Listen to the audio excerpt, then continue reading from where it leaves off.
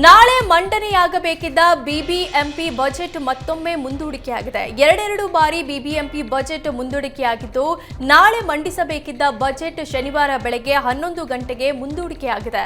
ಈ ಮೊದಲೇ March 27ಕ್ಕೆ budget date fix ಮಾಡಲಾಗಿತ್ತು. ನಂತರ ಮಾರ್ಚ್ 27ರಿಂದ 28ಕ್ಕೆ ಮುಂದೂಡಲಾಗಿತ್ತು. ಇದೀಗ ಶುಕ್ರವಾರದ ಬದಲು ಶನಿವಾರಕ್ಕೆ ಬಿಬಿಎಂಪಿ ಬಜೆಟ್ ಮುಂದೂಡಿಕೆಯಾಗಿದೆ.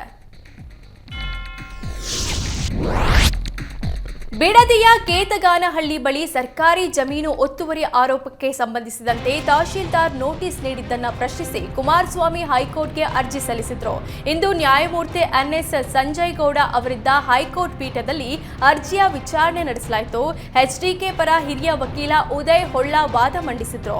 ತಹಶೀಲ್ದಾರ್ಗೆ ನೋಟಿಸ್ ನೀಡುವ ಅಧಿಕಾರವೇ ಇಲ್ಲ, ತಹಶೀಲ್ದಾರ್ ನೀಡಿರುವ ನೋಟಿಸ್ ಕಾನೂನು ಬಾಹಿರವಾಗಿದೆ ಅಂತ ಪ್ರಬಲ ವಾದ ಮಂಡಿಸಿದ್ರು. ಸರ್ಕಾರದ ಪರ ಎಎಜಿ ಕಿರಣ್ ರೋಳ್ ಪ್ರತಿವಾದ ಮಂಡಿಸಿದ್ರು. ಸರ್ಕಾರದ ಒತ್ತುವರಿ ಭೂಮಿ ತೆರವು ವಿಚಾರದಲ್ಲಿ ತಹಶೀಲ್ದಾರ್ಗೆ ನೋಟಿಸ್ ನೀಡುವ ಅಧಿಕಾರ ಇದೆ ಅಂತ ವಾದಿಸಿದ್ರು. ಬಳಿಕ ವಿಚಾರಣೆ ಮುಂದೂಡಿದ ಕೋರ್ಟ್ ಮುಂದಿನ ವಿಚಾರಣೆವರೆಗೂ ಬಲವಂತದ ಕ್ರಮ ಕೈಗೊಳ್ಳದಂತೆ ಈ ಹಿಂದೆ ನೀಡಿದ್ದ ಮಧ್ಯಂತರ ಆದೇಶವನ್ನ ವಿಸ್ತರಿಸಿದೆ.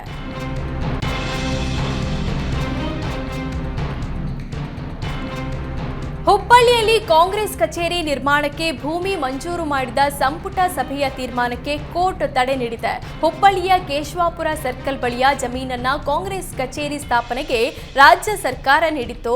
ಜಲ ಸಂಗ್ರಹಗಾರಕ್ಕೆ ಮೀಸಲಿಟ್ಟ ಭೂಮಿಯನ್ನ ಕಾಂಗ್ರೆಸ್ ಕಚೇರಿ ಸ್ಥಾಪಿಸಲು ನೀಡಲಾಗಿತ್ತು. ನಿರ್ಬಂಧಿತ ಪ್ರದೇಶ ಜಮೀನಿನಲ್ಲಿ ಪಕ್ಷದ ಕಚೇರಿ ನಿರ್ಮಾಣಕ್ಕೆ ಕೊಟ್ಟಿದ್ದು ಸರಿಯಾದ ಕ್ರಮ ಅಲ್ಲ ಅಂತ ಬಿಜೆಪಿ ಕೋರ್ಟ್ ಮೊರೆ ಹೋಗಿತ್ತು. ಸಂತೋಷ್ ಚೌಹಾಣ್ ಹಾಗೂ ಬೀರಪ್ಪ ಕೋರ್ಟ್ ಮೊರೆ ಹೋಗಿದ್ರು. ಸದ್ಯ ರಾಜ್ಯ ಸರ್ಕಾರದ ನಿರ್ಧಾರಕ್ಕೆ ಹೈಕೋರ್ಟ್ ತಡೆ ನೀಡಿದೆ.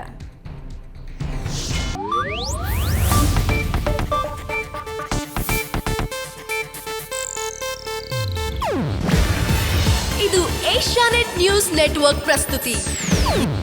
ನೀವು ನೋಡ್ತಿದ್ದೀರಾ ಏಷ್ಯಾನೆಟ್ ಸುವರ್ಣ ನ್ಯೂಸ್.